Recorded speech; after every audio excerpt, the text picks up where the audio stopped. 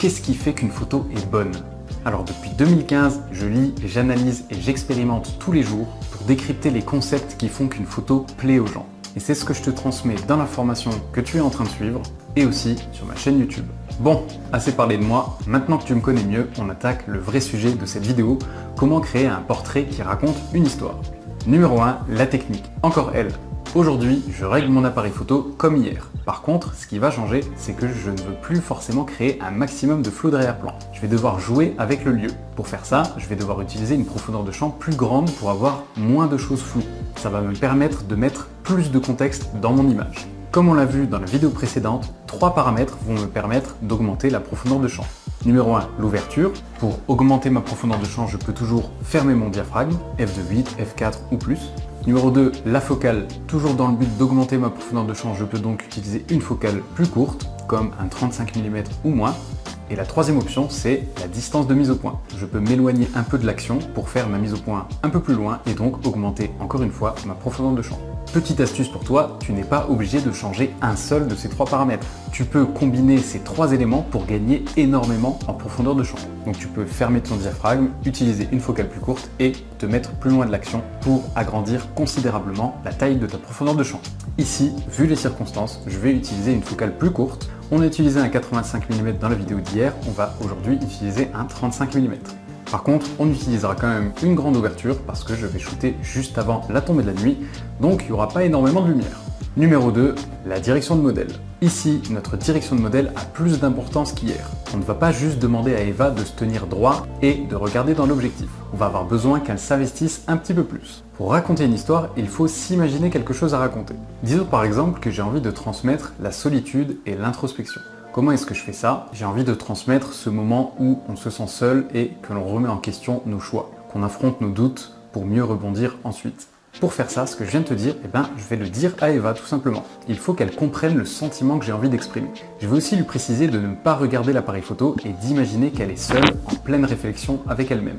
L'important pour toi ici, ça va être d'avoir une histoire à raconter et de la transmettre à ton modèle pour qu'elle puisse se plonger dans l'ambiance. Troisième compétence importante pour créer un portrait qui raconte une histoire, la lumière.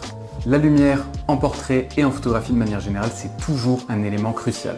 Ici, on va bien faire attention à 2 choses. 1. Il faut que le modèle se distingue. Sur une photo, je vais donc choisir de mettre son visage en lumière. Sur l'autre, étant donné qu'on est à un autre moment de l'histoire et que le feu est à présent éteint, la lumière ne me permettra plus d'éclairer le visage directement. Je vais donc utiliser la lumière du ciel pour mettre Eva en silhouette. Numéro 2, il faut que la lumière serve mon ambiance. Ce serait difficile de retranscrire un sentiment de solitude à midi en plein soleil, mais c'est peut-être pas impossible.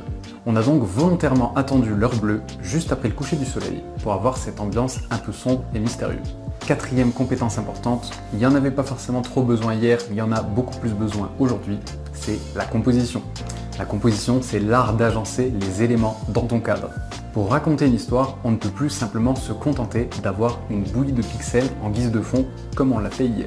Il nous faut plus de matière.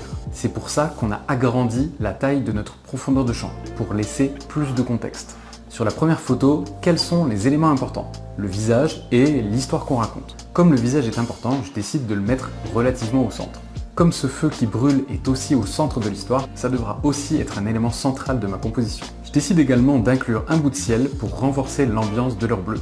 Tu ne peux pas l'imaginer puisque tu n'étais pas sur le terrain avec moi, mais je suis beaucoup plus bas qu'Eva parce que le terrain sur lequel on est en pente. J'avais donc une contrainte assez compliquée. Mais pour améliorer cette photo, j'aurais pu mettre mon appareil photo un petit peu plus haut, ce qui aurait permis à la ligne d'horizon toute sombre derrière de ne pas couper le sommet du crâne d'Eva.